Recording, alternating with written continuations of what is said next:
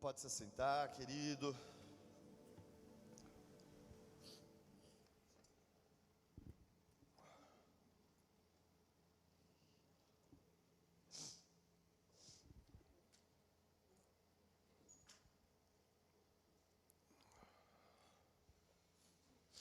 Antes de começar,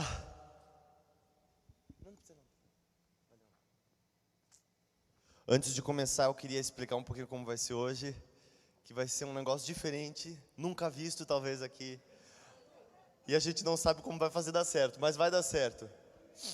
Queridos, o que acontece? Faz um tempo já que o apóstolo Djalma desafiou a gente a estar ministrando nesse dia, nesse domingo, eu e minha esposa.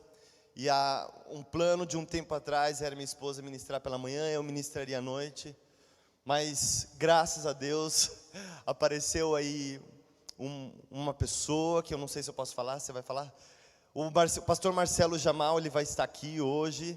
E aí o pastor Djalma procurou e falou: Guga, uma Jamal vai estar aí. Pelo amor de Deus, deixa o Jamal pregar.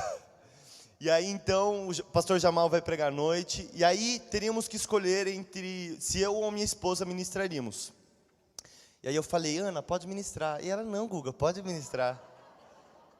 Aí eu falei: não, Deus te chamou. Mas, enfim, no final das contas a gente decidiu, porque eu tinha algo no meu coração que eu entendi da parte de Deus, e ela também no coração dela.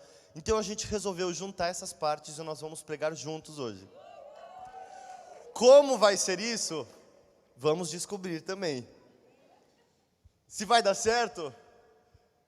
Só Deus sabe. Mas vocês vão entender o porquê que a gente resolveu dividir, porque a gente acredita que vai dar certo, né? Então, que bom que você está aqui hoje pela manhã, mas se você puder, esteja à noite também. Eu não sei quantos conhecem o pastor Marcelo Jamal e dispensa comentários o que aquele homem de Deus carrega da parte do Senhor. Eu tenho certeza que vai edificar muito. Então participe hoje do culto pela manhã e também à noite, amém?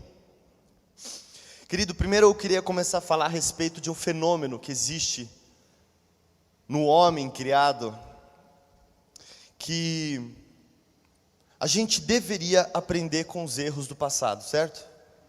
A gente vê erros desde a antiguidade. A Bíblia relata erros de homens, de mulheres, e a gente vai vendo ao longo da história, em todas as áreas da sociedade, homens e mulheres errando.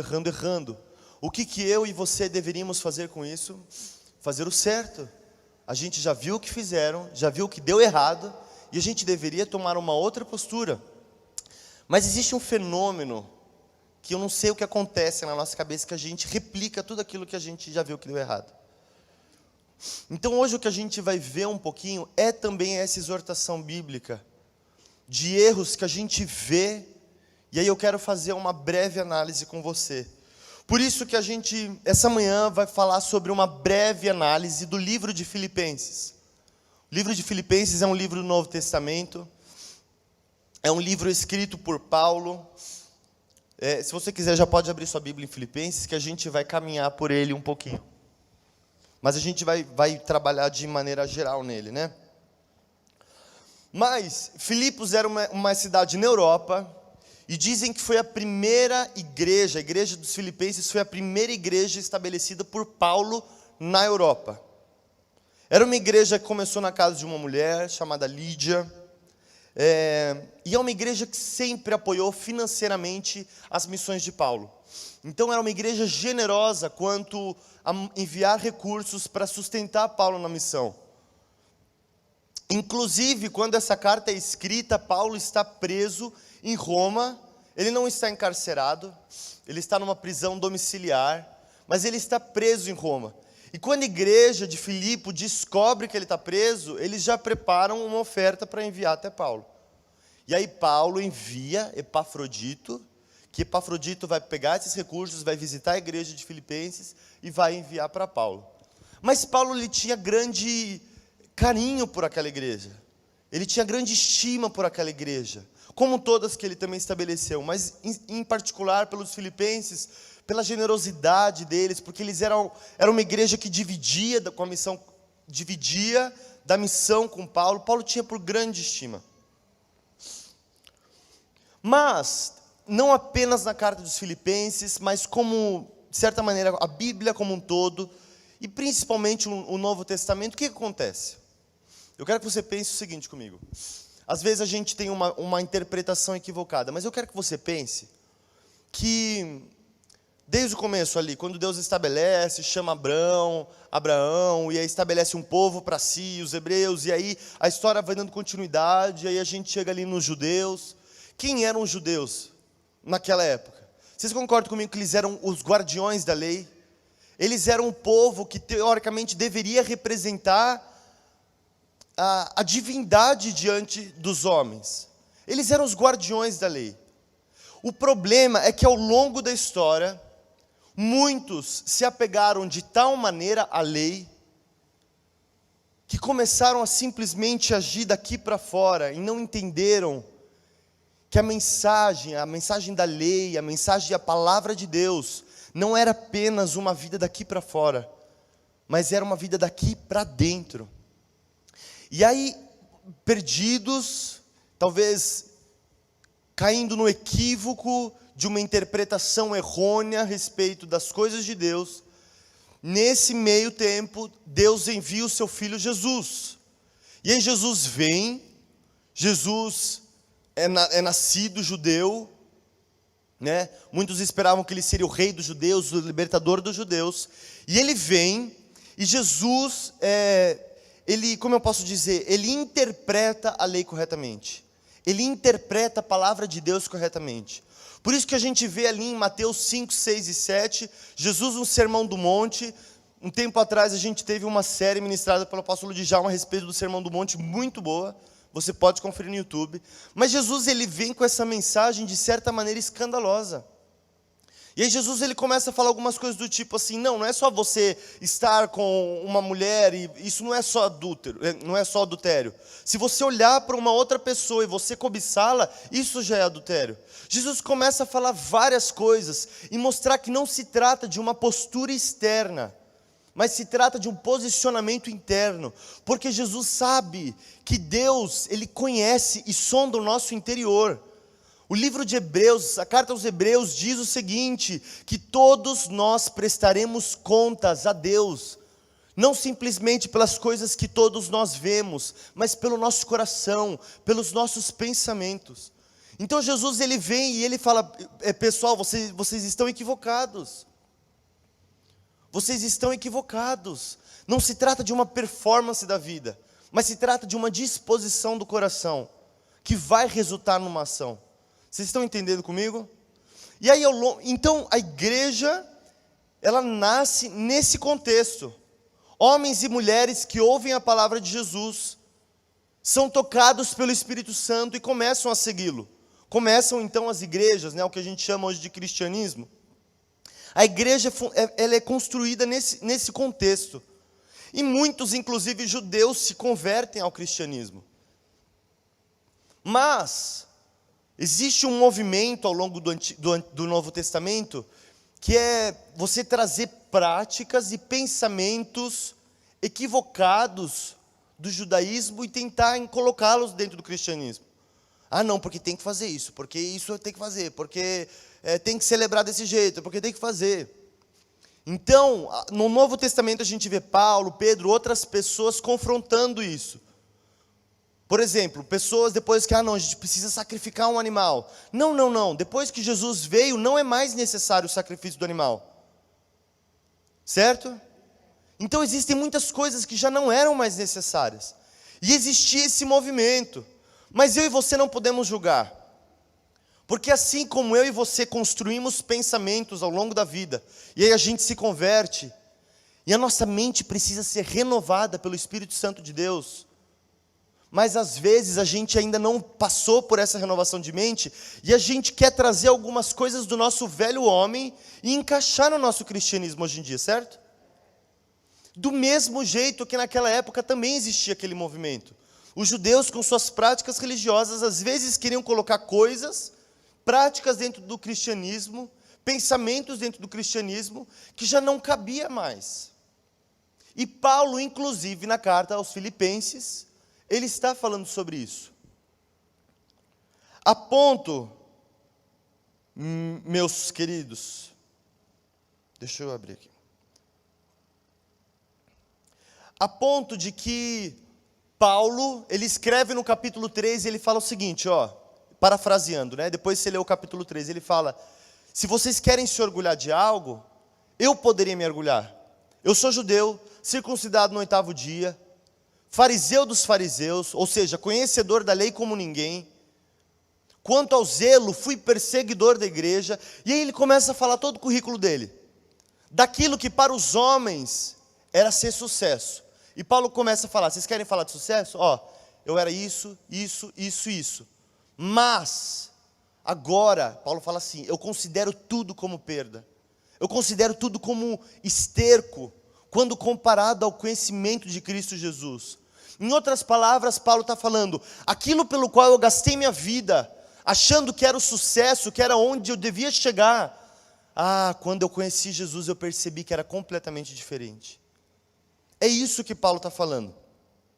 E ao longo da carta aos Filipenses, Paulo ele faz alguns movimentos, alguns discursos. Primeiramente, ele agradece muito. Meus irmãos, obrigado pela parceria, obrigado porque vocês me sustentam. E ele faz um belo discurso de agradecimento. Mas ao longo da carta, ele também confronta e ensina a respeito da alegria. Paulo fala sobre alegria nas cartas aos Filipenses. Mas ele confronta a alegria e ele contrasta com duas coisas principais que eu quero trazer hoje. Uma, as circunstâncias. Paulo, por algumas vezes na carta, ele está falando o seguinte: olha, a vida é difícil, as circunstâncias difíceis vão vir, mas isso não vai tirar a nossa alegria. Então Paulo está ensinando que existe uma alegria que não é baseada na circunstância. E eu acho que hoje a gente vive um momento difícil. Então a gente pode pegar essa palavra e aprender que existe uma alegria que a circunstância difícil não pode nos tirar. E Paulo também confronta, ele contrasta essa alegria trabalhando o assunto do egoísmo. E é interessante porque Paulo escrevendo lá de Roma, ele estava preso, então ele estava escrevendo. E aí, olha que versículo interessante. Eu queria que você abrisse comigo o capítulo 2, versículo 21.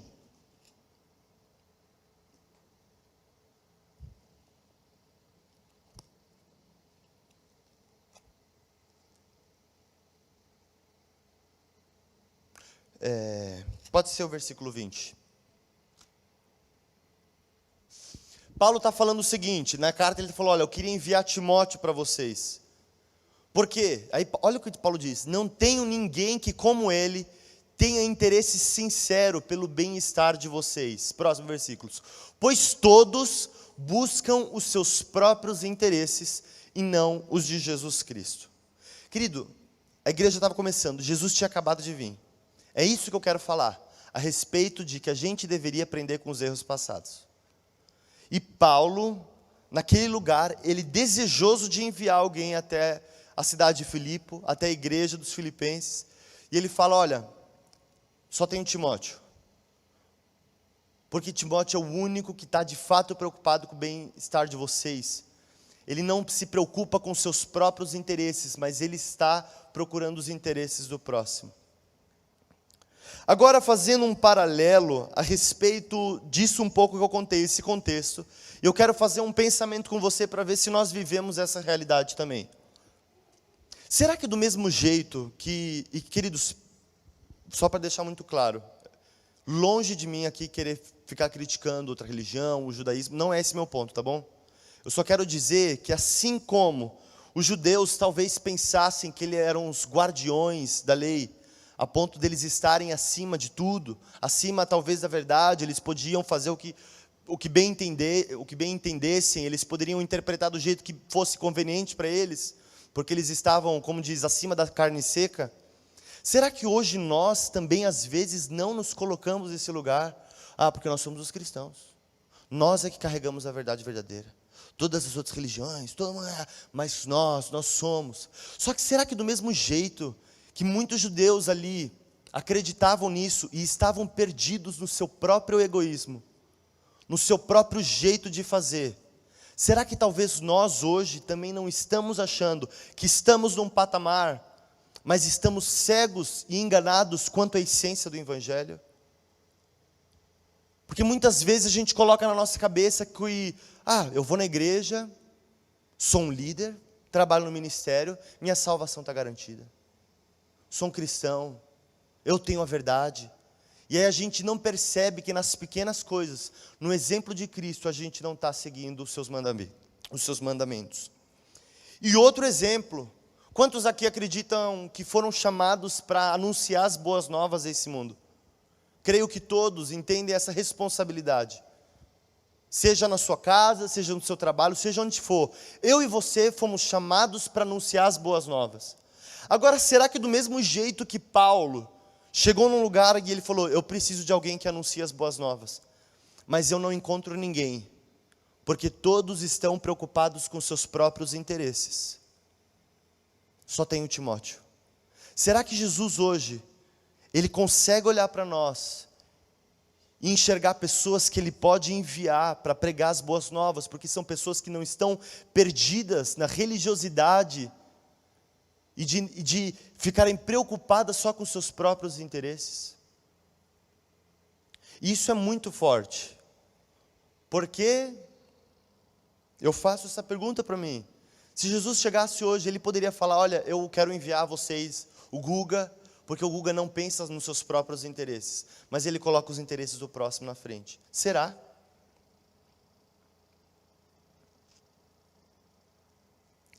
Eu gosto de uma frase, é um ditado, não sei se é assim, mas nós precisamos parar de esconder o elefante debaixo do tapete. Já ouviram essa frase? Sabe aquela coisa, tem um tapete, tem um elefante debaixo. Uma coisa que todo mundo está percebendo, mas a gente faz questão de não enxergar. Às vezes esse tapete é o nosso cristianismo, e esse elefante de baixo é o nosso egoísmo, o nosso orgulho. Mas a gente faz de conta que ele não está lá. Segue a vida como se não houvesse amanhã. E vamos falar mais sobre isso, mas eu quero dizer algo para concluir a minha parte. Que a gente vê Paulo construindo a carta aos Filipenses, e ele vai desafiando isso eles. Já vamos falar sobre isso. Mas no capítulo 4, Paulo faz uma conclusão. E eu quero que você abra comigo agora em Filipenses 4, versículo 11.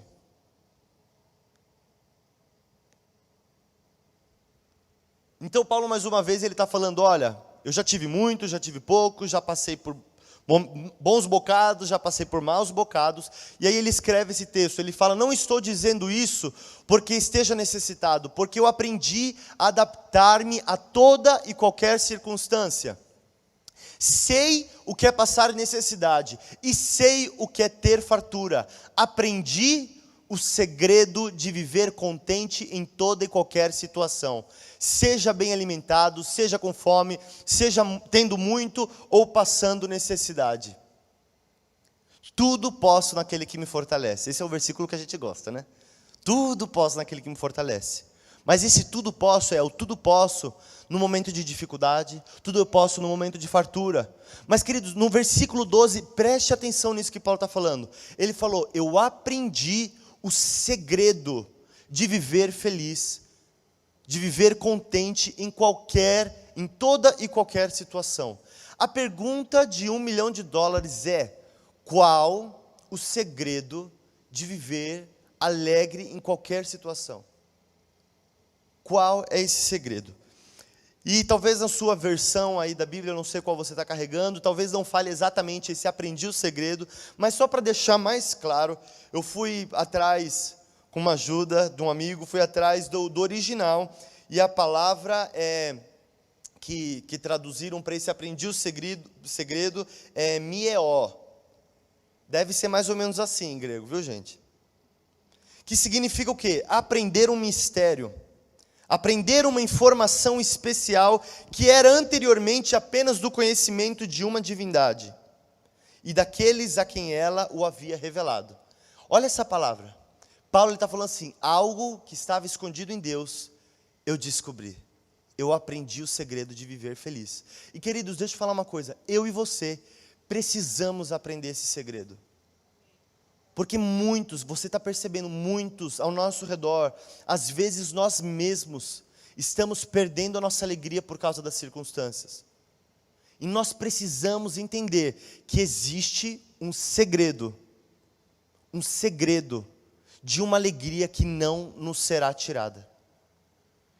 E é por isso que eu crio um super suspense para convidar a minha esposa. Mas antes de passar a palavra para ela, antes quando a gente estava treinando, né, para pregar junto, que a gente não sabe como vai ser, ela falou, pô, você vai botar maior suspense e aí vai entregar na minha mão, né? Sim, essa é a minha intenção. Mas é importante deixar claro que Paulo ele não responde esse segredo assim, e o segredo é passo 1, passo 2, passo 3. Não, Paulo não é assim. Ele deixa aquela informação e solta aquela informação e vaza. Mas a gente vê na carta aos Filipenses, Paulo trabalhando um conceito, Paulo trabalhando um entendimento. E é esse entendimento que nós entendemos que é o segredo da alegria, e que é isso que minha esposa vai falar. Porque, vocês não estão entendendo, foram umas 10 vezes que a gente disputou para falar, prega só você. Mas por que eu fiz questão que ela estivesse aqui? Porque ela carrega algo, e alguns já conhecem ela, e ela carrega algo, que é isso que ela vai falar. Então, no meu ponto de vista, ninguém melhor do que ela para comunicar esse segredo da vida de Paulo. Ai, meu Deus. Vamos lá, eu quero convidar vocês a abrirem comigo Filipenses 2, do versículo 1 ao capítulo 4. Oi? Capítulo 2, versículo 1 ao 4. Pronto. Se por nós temos alguma motivação, alguma exortação de amor, alguma comunhão no Espírito, alguma profunda afeição e compaixão, completem a minha alegria, tendo o mesmo modo de pensar.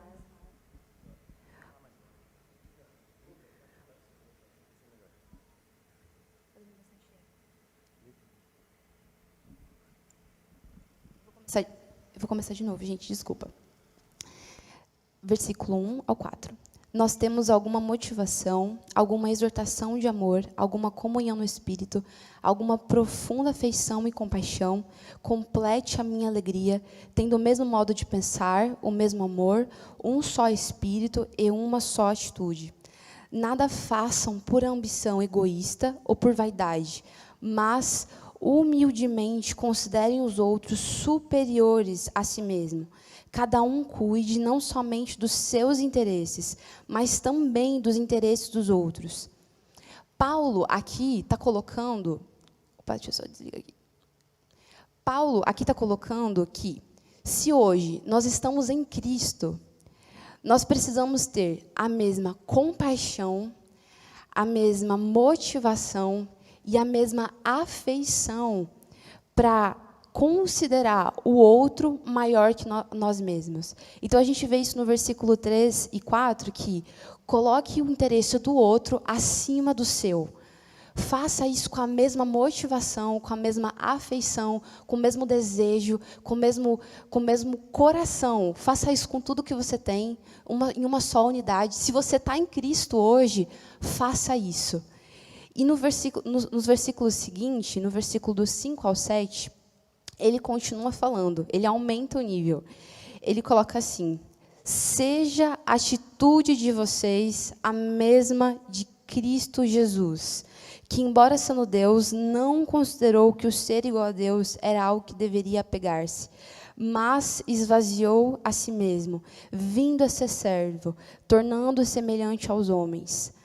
Aqui, a gente pensou a respeito, estudando a carta de Filipenses, a gente entendeu que o segredo, o mistério do qual Paulo ele colocou sobre Filipenses é de que esse lugar onde eu sirvo o meu próximo, onde eu me movo em compaixão, onde eu escolho amar aquele que está ao meu redor, onde eu escolho colocar o meu próximo como maior que a mim mesmo. Esse é o lugar onde eu posso experimentar uma alegria que as coisas do mundo não podem me dar, como o mesmo exemplo de Cristo. Cristo foi aquele que escolheu ser servo, que escolheu desapegar de tudo que ele era, escolheu esvaziar de tudo que ele era para nos servir. Então, nós acreditamos que, olhando a carta de Filipenses, de que esse mistério, esse segredo, é servir o nosso próximo, é nos mover em compaixão. E hoje, eu gostaria de fazer uma pergunta.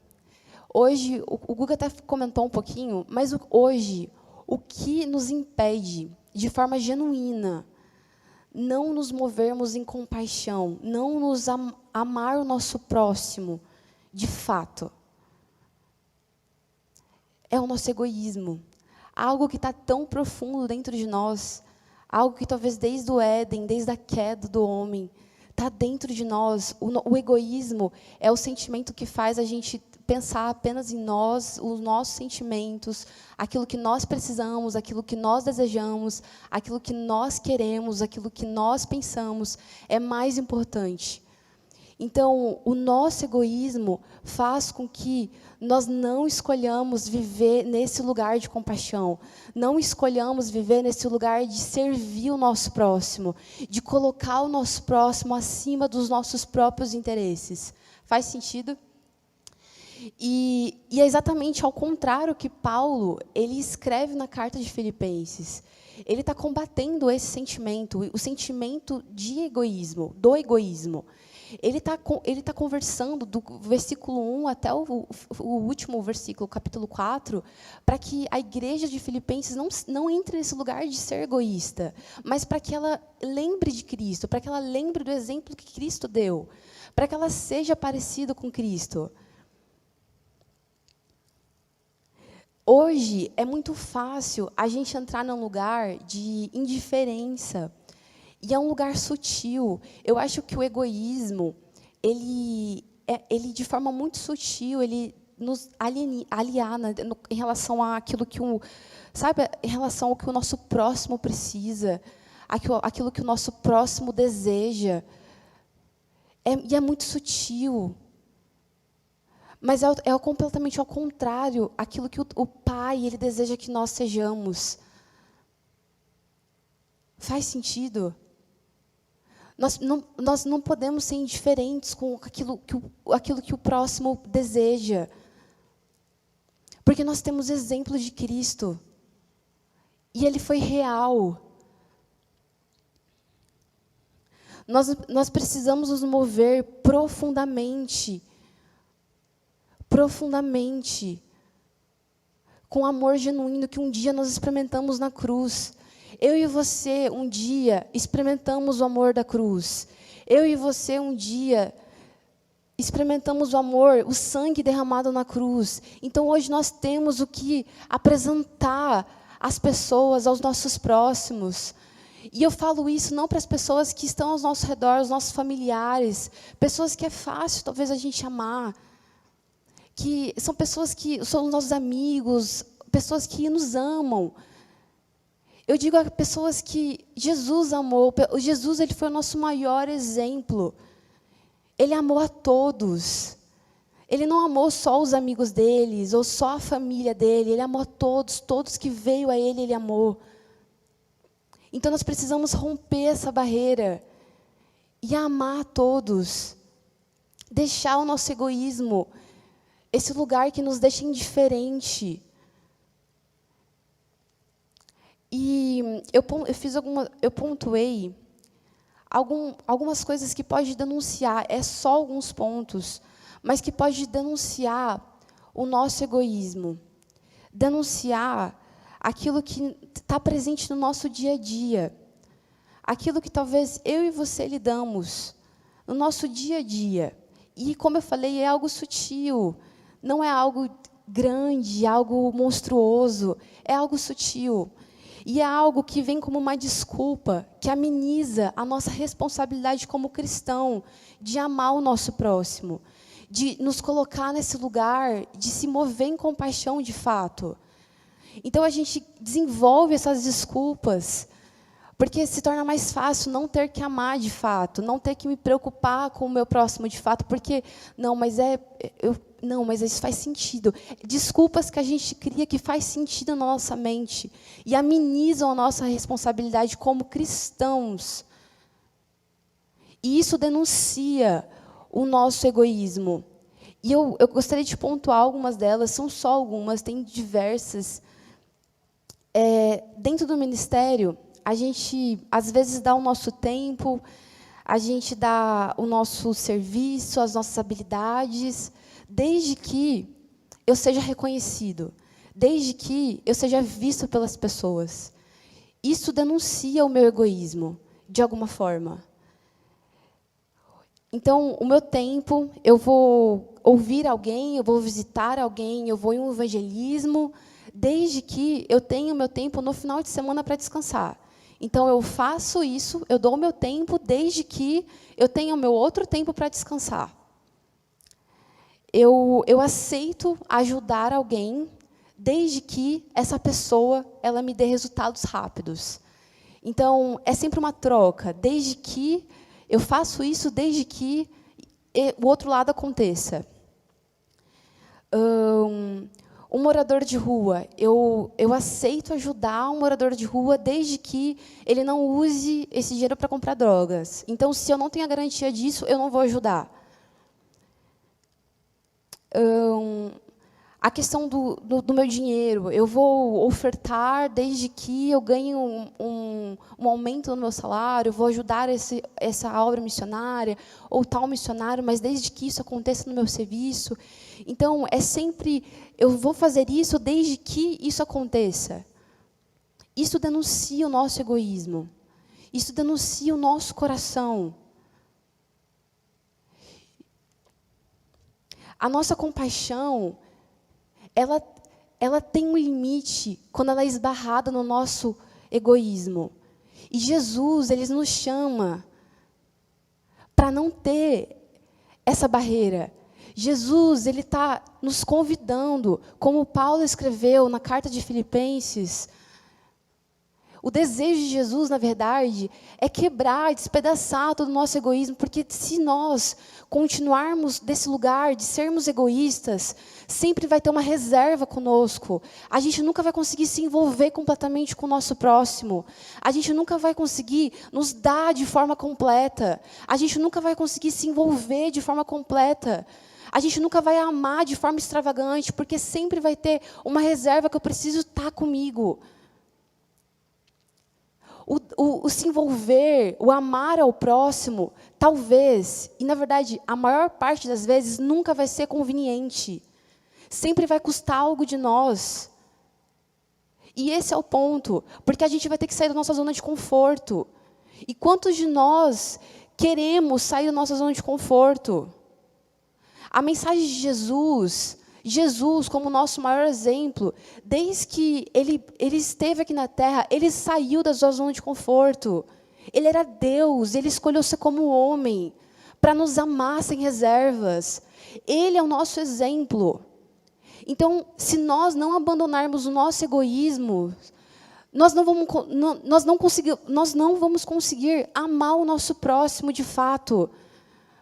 Porque sempre vai ter um limite, a gente sempre vai amar com uma limitação. O nosso amor sempre não vai ser inteiro. E Jesus, como nosso exemplo, ele nos amou de forma integral. Ele deu tudo o que ele tinha. E como eu disse, não é só sobre aqueles que nos amam, as pessoas que estão ao nosso redor, porque é fácil amar aqueles que nos amam. Jesus, ele coloca, se você já leu a Bíblia toda, em algum momento da sua vida, você sabe que vários momentos, Deus, ele sempre pontua um grupo de pessoas, o órfão, a viúva e o estrangeiro. Ele se importa com aqueles que estão sozinhos, aqueles que não tem ninguém que lute por eles. O quanto nós, eu e você, eu falo comigo hoje também, o quanto eu e você estamos nos envolvendo com a causa do órfão, estamos nos envolvendo com a causa do necessitado, do estrangeiro. O quanto o nosso egoísmo está criando essa barreira de eu posso mover só até aqui, porque eu preciso descansar no meu final de semana. Ou eu não recebi a promoção que eu tanto esperei. Mas se a minha loja, que eu amo, que entra na promoção, o que é R$300 um tênis? Estou dando exemplos, tá, pessoal? O nosso egoísmo, ele cria uma barreira com o nosso lugar de viver em compaixão. E Jesus, ele quer despedaçar o nosso egoísmo, porque enquanto nós formos egoístas, nós não seremos como Jesus, que foi o servo de todos, que deu tudo o que ele tinha. E eu sei que às vezes a gente pensa, cara, o órfão, eu não consigo adotar uma criança, um adolescente hoje, é muita responsabilidade. Tudo bem, talvez hoje você não consiga adotar, mas você consegue ajudar alguém para adotar financeiramente, ou você consegue apadrinhar uma criança, ou você consegue ir no seu bairro onde tem uma casa adotiva e você consegue pegar a lista das crianças e interceder por elas, para que elas sintam o amor de Deus, para que o Senhor providencie paz para elas. De alguma forma, eu e você podemos nos envolver na causa que o Senhor colocou para nós nos envolvermos como igreja, como cristãos. Nós não podemos ser indiferentes. O nosso egoísmo não pode criar essa barreira de até aqui eu me envolvo, até aqui é o meu limite. Porque já foi o meu tempo de se envolver na igreja, já foi o meu dinheiro. Não! Jesus deu tudo o que Ele tinha. O quanto nós estamos limitando o nosso evangelho, o nosso amor, o nosso dar ao próximo, porque nós estamos sendo egoístas. Eu quero continuar. Paulo, ele faz uma afirmação nos versículos anteriores. Deixa eu só abrir aqui.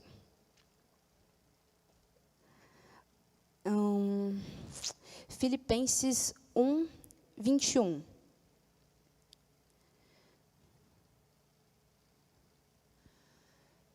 Paulo, ele coloca assim: porque para mim o viver é Cristo e o morrer é lucro. Caso continue vivendo no corpo, terei fruto do meu trabalho. E já não sei o que escolher. Estou pressionado dos dois lados, desejo partir e estar com Cristo, o que é muito melhor. Contudo, é mais necessário, por causa de vocês, que eu permaneça no corpo. Convencido disso, sei que vou permanecer e continuar com todos vocês, para o progresso e alegria da fé. Aqui, Paulo, ele coloca aqui, ele queria ir para Jesus. Ele começa dizendo, o morrer é lucro, porque ele queria estar com Jesus, era preferível para ele estar com Jesus. Ele estava preso, ele já tinha vivido muitas coisas, ele queria estar com Jesus. Era melhor, era vantajoso, era o que ele queria, era o que ele preferia.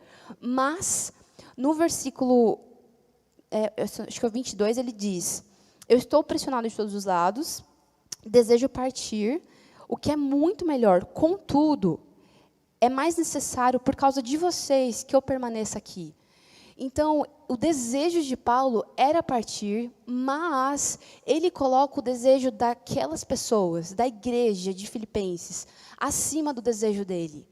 Ele escolhe servir aquela igreja, ele escolhe amar aquela igreja, ele escolhe colocar o desejo daquela igreja acima do desejo dele, acima das necessidades dele, acima do que era melhor para ele.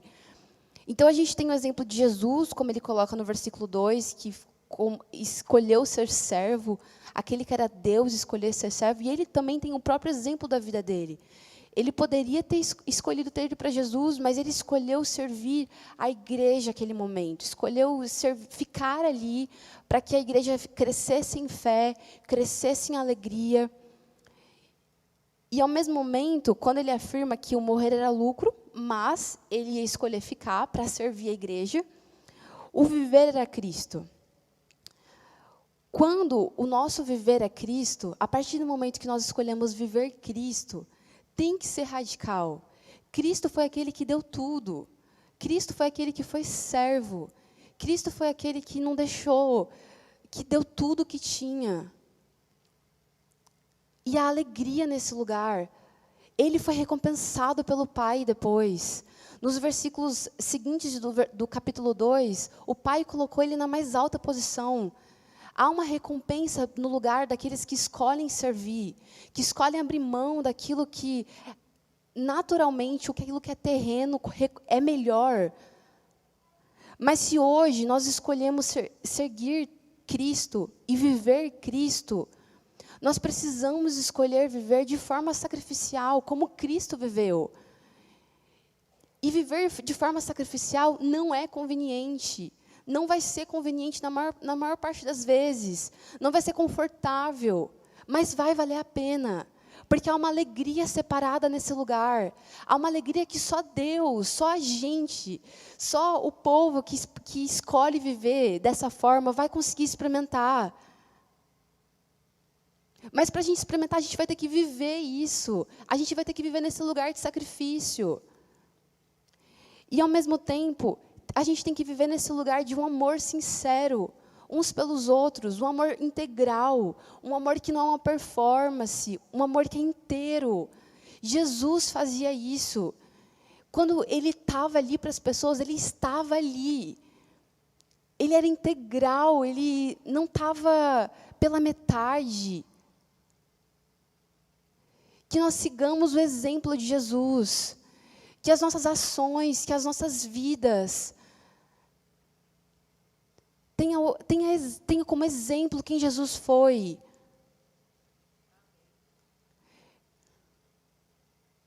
Faz sentido, gente? Enquanto o egoísmo estiver em nosso coração, nós não vamos conseguir romper essa barreira da compaixão e se entregar como ele se entregou, ser servo como ele foi. Vai valer a pena, há um lugar de alegria, de servir o próximo como ele serviu. Os olhos do Pai estão sobre nós, como estava sobre Jesus. Há uma recompensa para viver nesse lugar.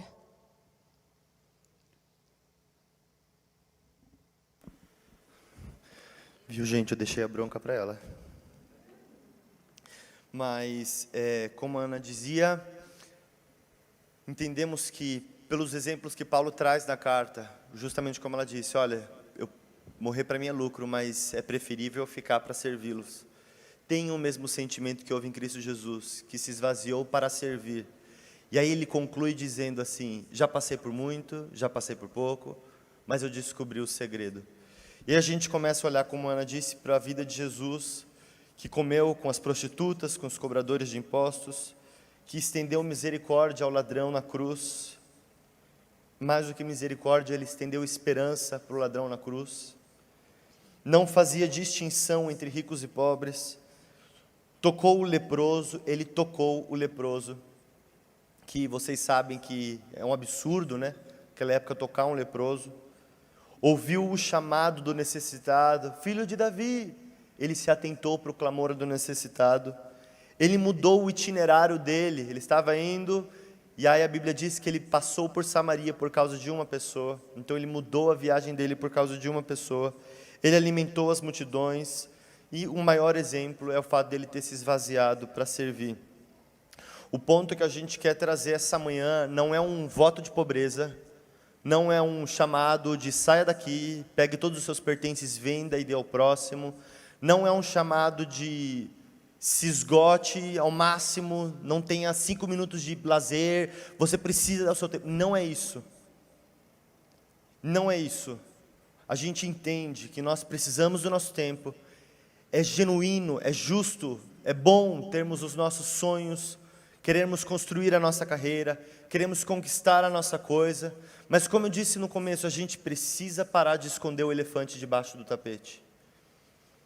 todas essas coisas que são genuínas, não são erradas, elas não podem ser desculpas que amenizam o egoísmo do nosso coração. Às vezes a gente usa esse discurso de, mas eu já faço o suficiente. Mas o ponto é que não existe suficiente. Não existe esgotamento quando o coração está no lugar certo. Queridos, nesse momento de dificuldade, você quer experimentar uma alegria verdadeira? Enxerga o seu próximo, sirva o seu próximo. O apóstolo Djalma sempre diz algo: ninguém tem tão pouco que não possa dividir. Mas o ponto é que a gente não pode mais ficar simplesmente esperando alguém ligar na nossa casa e pedir algo. Nós precisamos exercitar. Às vezes eu me pego num lugar de... Veja se você se identifica comigo. Esse século que a gente vive, esse mercado, essa sociedade é tão louca, que quando a gente vê, o nosso coração só existe ambição, querer crescer, querer crescer, querer crescer. É ambição, é querer conquistar, é querer ficar rico, é querer... E quando a gente se vê, a gente está perdido no meio disso. Eu sempre digo que nós precisamos estourar a nossa bolha. Às vezes a sensação que eu tenho é que a gente está numa bolha, uma bolha de engano, de que o sucesso da vida é você simplesmente ter uma aposentadoria garantida. Meu querido, tenha uma aposentadoria garantida, mas esse não é o segredo da alegria. Sirva com o que você pode, e como a Ana disse, não só no sentido daquilo que é conveniente, mas vai existir muitos momentos de que não vai ser conveniente. A gente estava conversando com um amigo ontem, e aí dividindo um pouco sobre o que a gente ia falar, e o amigo estava passando por uma dificuldade financeira, e ele falou: eu queria tomar um café na Paulista. Fui e consegui vender uma coisa minha, um equipamento meu por R$50, e falei: eu vou vender, eu vou tomar um café na Paulista. Chegou na Paulista, na frente da cafeteria, chegou um moço para ele e falou: ô tio, eu preciso comprar fralda para minha criança. Eu e você, eu digo assim, eu e você, às vezes o nosso pensamento humano qualquer, quer pegar essa fralda para depois vender e comprar droga. Não vou dar não, né? Porque a gente fica inventando desculpas. Podemos estar corretos? Podemos. Mas a Bíblia, o Senhor nos ensina a dar esmola. Porque o ponto não é simplesmente o que o outro vai fazer, mas o ponto é o que eu vou experimentar com aquilo. E aí esse amigo contando, ele falou: eu tinha R$50, eu estava tão afim de tomar aquele café. Quando ele falou: eu preciso comprar o leite, eu falei: um leite R$3,50, né? Não, era leite para criança. Ele deu tudo que ele tinha, perdeu o café, mas ele experimentou uma alegria que só Deus pode proporcionar. Só que a gente precisa, mais do que vivenciar momentos da nossa semana que a gente experimenta isso, a gente precisa fazer isso cada vez mais frequente. Queridos, é difícil para todo mundo. Todo mundo tem conta para pagar. A gente está casado há quase 1 ano. Gente, como é difícil sustentar uma casa. A vida real, meu Deus do céu. Mas o ponto é que às vezes eu me pego sentindo o egoísmo, o orgulho querendo roubar conta do meu coração, me tirar do propósito, me tirar do caminho. Mas como eu vou ter filho? Como que eu vou cuidar disso? Como que eu vou fazer isso? E o Senhor está falando: ei, olhe para os lírios do campo. Se eu cuido deles, eu não cuidaria de vós? Eu não estou falando sobre o lugar de responsabilidade, de jogar tudo para cima e viver a vida loucamente. Não, mas o que eu estou falando é, nós precisamos levantar esse tapete e mandar o elefante para fora. Queridos, você pode estar passando um momento muito difícil. Ame o seu próximo, sirva o seu próximo, quando não faz sentido. Mas eu tenho tão pouco, divida o seu pouco, e você vai ver que o Senhor vai te suprir com aquilo, e ainda vai te dar porção dobrada de alegria. Como a Ana disse, não é todo mundo que vai fazer as mesmas coisas. Alguns vão adotar o órfão, outros não. Mas você e eu podemos fazer alguma coisa. Nós precisamos impactar a sociedade. Não é um bom discurso, não é uma boa pregação que vai mudar o mundo. O que vai mudar o mundo é o Evangelho de Cristo sendo pregado com palavras e com ações. Nós precisamos, igreja, cuidar dos necessitados. Nós precisamos estender a mão para as viúvas, para os órfãos, para os estrangeiros, para os necessitados. Não podemos mais simplesmente passar na rua e fingir que a gente não está enxergando. Que não sejamos como aqueles que simplesmente queriam ser os guardiões da lei e não estavam preocupados com o seu próximo. A parábola do bom samaritano você conhece. Parafraseando, passou um ministro de louvor, não estava nem aí. Passou o pastor, não estava nem aí. Passou o irmão lá, o presbítero, não estava nem aí. Mas chegou aquele, o menos improvável, acolheu o samaritano, cuidou das suas feridas, e ele receberá a recompensa. Só que a recompensa ela é na eternidade, mas ela é aqui também. Querido, eu conheço alguns casos aqui na igreja, a gente conhece de pessoas tão simples, pessoas que não têm nada, mas vivem esse princípio, experimentam alegria. E às vezes a gente até se pega falando para essas pessoas: não, mas para de fazer isso, você não pode se doar tanto. Egoísmo do nosso coração. Às vezes a nossa generosidade, por trás da nossa generosidade existe egoísmo. Em que sentido eu estou falando isso? No sentido de que só somos generosos quando é conveniente para a gente. Quando as pessoas vão enxergar, então nós somos generosos. A Bíblia fala: o que a sua mão direita fizer, a sua mão esquerda não precisa fazer. Nós não fazemos para que os homens dessa terra vejam. Mas ao mesmo tempo Jesus também fala que não se pega uma candeia, uma luminária e coloca debaixo da mesa. O Senhor vai exaltar aqueles que pregam o evangelho verdadeiro através de ações. E a minha oração nessa noite é para que, assim como Paulo encontrou em Timóteo alguém que ele poderia enviar, porque sabia que Timóteo cuidaria do interesse dos próximos e não apenas dos seus, que o Senhor nos encontre assim nessa manhã.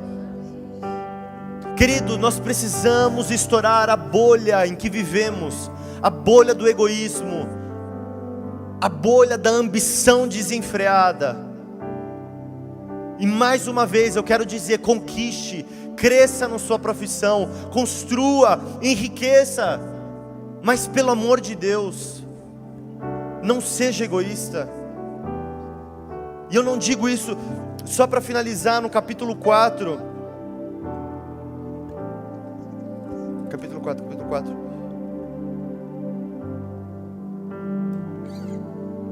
Paulo falando sobre isso, ele falando: olha, obrigado porque vocês me enviam a oferta. Mas olha o versículo 17, por favor, 4:17.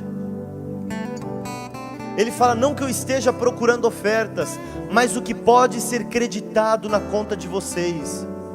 Muitas vezes a gente ouve aqui o pastor, alguém falando: olha, existe uma necessidade, a missão do Haiti.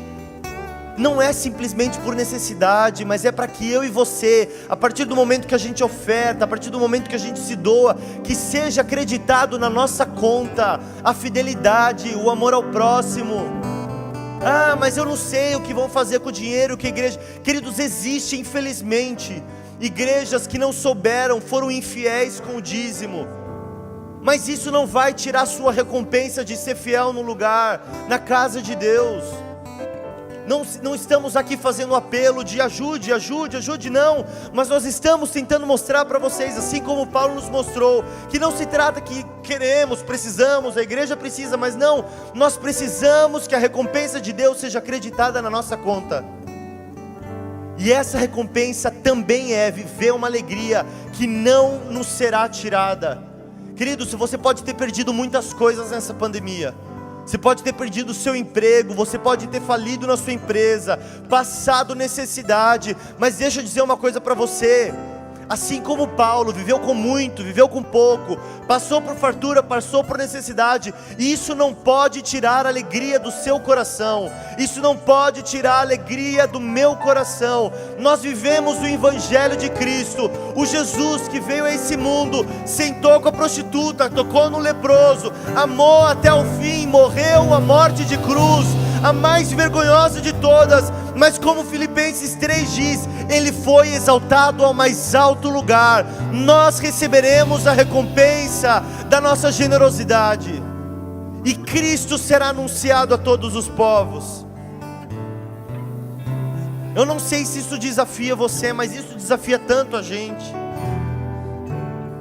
Nós somos generosos, mas eu me dou conta que muitas vezes a minha generosidade, ela é simplesmente uma maquiagem do meu egoísmo. Não podemos ser assim. Querido, que bom que você já faz alguma coisa. Talvez você fale, mas eu ajudo, que bom, glória a Deus, e você receberá a recompensa disso. Mas quer experimentar mais da alegria? Estique os seus limites de generosidade em coisas simples. Não se trata de quantidade monetária, mas se trata de disposição de coração. Queria convidar você a ficar de pé.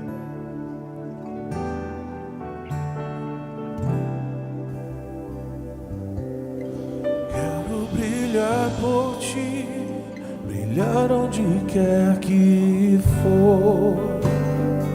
Senhor, eu quero brilhar por ti, quando o mundo se apagar.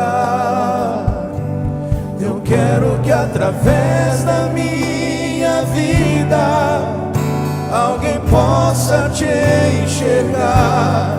Faze com que mesmo sem palavras eu fale do teu amor.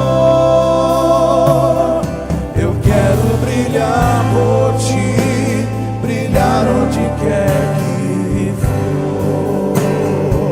Senhor, eu quero brilhar por ti, quando o mundo se apagar. Eu quero que através da minha vida alguém possa te enxergar. Faze com que mesmo sem palavras eu fale do teu amor. Eu quero brilhar por ti, brilhar onde quer que for. Senhor, eu oro por nós nessa manhã. Perdoa-nos, Jesus, pelo egoísmo do nosso coração. Perdoa-nos, Senhor, pelas vezes que estivemos alheios à dor do nosso próximo, seja ele qual for. E eu oro para que nessa manhã a face de Cristo brilhe sobre nós, que saiamos desse lugar decididos a nos tornarmos mais parecidos contigo. E isso não é obra simplesmente nossa, mas isso é obra do Espírito Santo de Deus que nos convence. Por isso, Espírito Santo, eu oro para que você me convença minha esposa, convença cada um que está aqui nessa manhã, convença-nos, Senhor, a respeito dos nossos pecados de orgulho, de egoísmo, e nos leve, Senhor, a tomar atitudes diferentes. Eu oro para que o Senhor traga, Senhor, mantimento, riqueza no coração, na vida daqueles que semeiam, que amam os próximos. Jesus, eu oro para que o Senhor nos levante nesse lugar de humildade, Senhor. Que essa igreja seja marcada como uma igreja que ama o órfão, a viúva, o necessitado, o estrangeiro, o rico, o pobre, a prostituta, o ladrão, Senhor. Porque nós acreditamos no poder do Evangelho, o poder do Evangelho que ensina que servir é melhor, que ensina que lavar os pés do próximo é melhor. O Senhor veio, o Senhor é o nosso exemplo perfeito, Jesus. Por isso eu oro para que o Senhor toque nos nossos corações e nos faça nos mover nesse lugar em compaixão,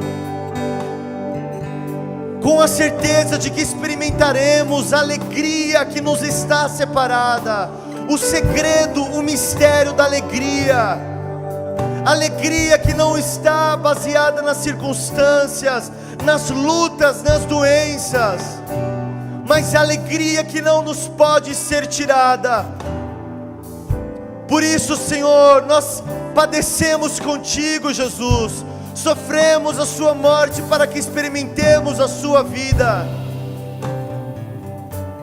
Por isso, Jesus, reserva para nós esse lugar onde o sorriso do nosso próximo, onde a alegria do nosso próximo, onde, Senhor, a necessidade sendo sanada do nosso próximo vai gerar uma alegria dentro de nós, e isso vai produzir testemunho de Cristo para as nações. Por isso, Senhor, nesse momento tão difícil que temos passado, de perdas, de necessidade, de aparentes fracassos, eu oro para que nesse lugar, Senhor, o Senhor nos ensine a servir. Por isso nós queremos ter o mesmo sentimento que houve em Cristo Jesus, de sermos servos de todos,